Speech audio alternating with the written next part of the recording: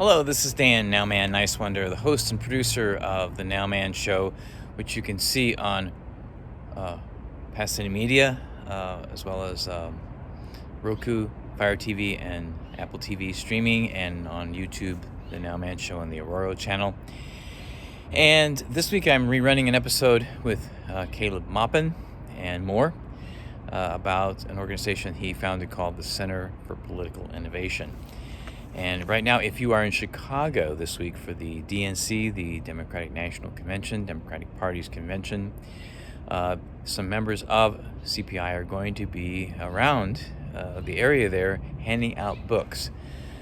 First, a book that was actually removed from Amazon the day that Kamala Harris was announced as the supposed nominee, even though she didn't get one vote at all.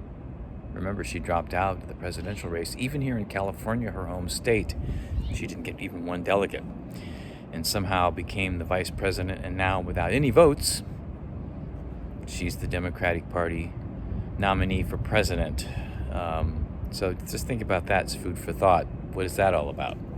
And we should be open about, asking questions. What is that all about? Well, Caleb Maupin wrote a book 4 years ago about her life.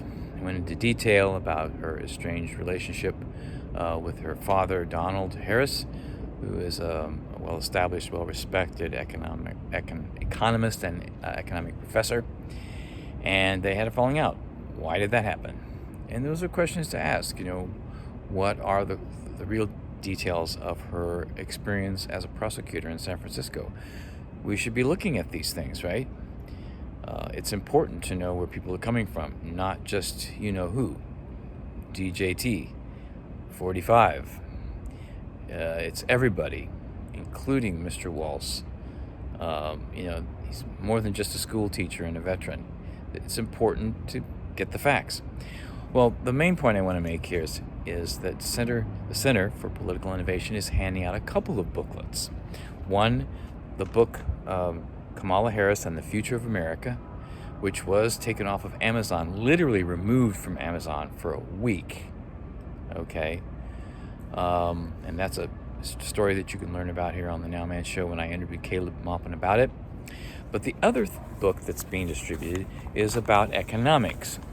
And, regardless of your views on the political party, there's not a whole lot of substantive economic discussion. And the booklet that's being handed out, Do You Believe in Growth?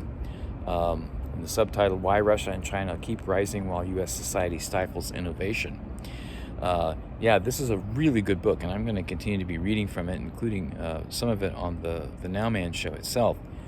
There's a lot of really good information in here. You can learn a lot, and it's good to keep the mind open. We have hundreds of billions of dollars being sent thousands of miles away for war, while other countries around the world are investing in infrastructure projects. For instance, China invested something like $99 billion in countries in Africa alone. All kinds of infrastructure projects. What are we doing?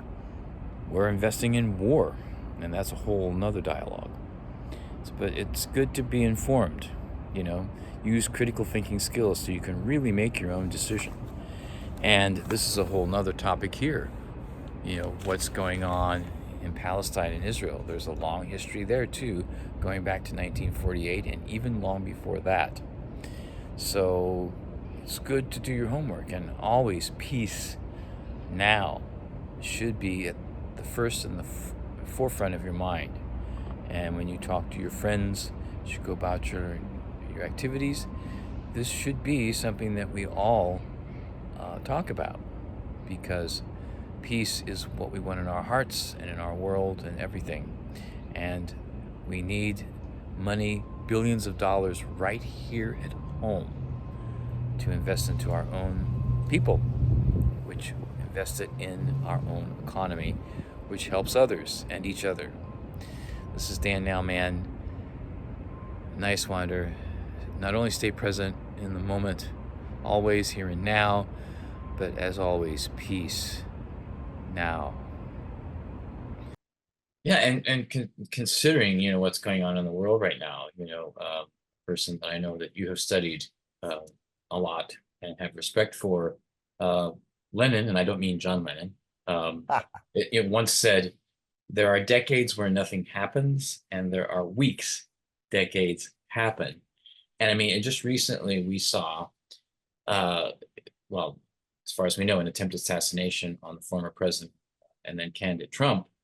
And then about a week later, all of a sudden, very quietly on Twitter, in the afternoon, lazy Sunday afternoon, Biden bows out of the race, and then he endorses Kamala Harris, and all this happens so quickly, and everything else that's been going on, Palestine and Ukraine and BRICS, and the economic summit in St. Petersburg, Russia, and then there's the Beijing declaration that just happened, and their diplomatic agenda, which is to stand, for the Palestinians and against the genocide. So basically, we're seeing ICJ stepping up, with basically crimes against humanity. I mean, all of this is happening so fast. What are your thoughts on that? Where do you think we might be? What might we see next? What's going to happen next, do you think?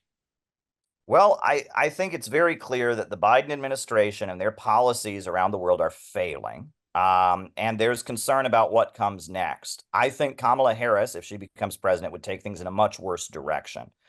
She represents New America Foundation, Anne Marie Slaughter, and those kind of voices that want to foment global revolution and unrest for their own reasons, to create and foment what they call the open international system, which is imperialism. It's capitalism in its monopolistic stage.